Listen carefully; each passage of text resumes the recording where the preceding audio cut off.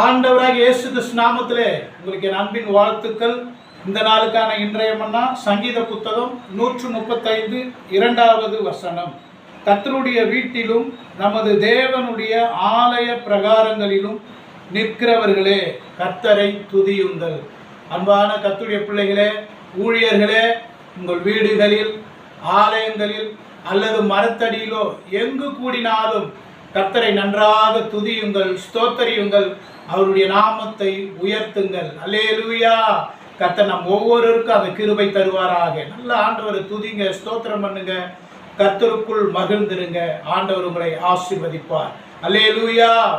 இஸ்ரவேலின் துதிக்குள் வாசம் பண்ணும் தேவனே, இந்நேரம் அடியாரின் துதிகள் மத்தியிலே இறங்கி வந்திடுமே.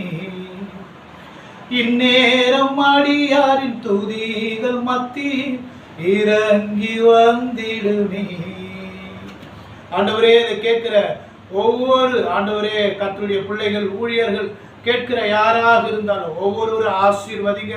உம்மை துதிக்கட்டும், ஸ்தோத்தரிக்கட்டும். அந்த கிருபையை தாங்கப்பா. ஒவ்வொரு மக்களை ஆசீர்வதிங்க. இயேசு கிறிஸ்து பிதாவே, ஆமென்.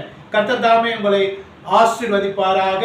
நான் தொடர்ந்து இந்த இன்றைய மன்னா அந்த யூடியூப் சேனல் மூலம் அவ்வப்போது நான் பேசுகிறேன். தொடர்ந்து அல்ல, அவ்வப்போது பேசுகிறேன். அல்லேலூயா.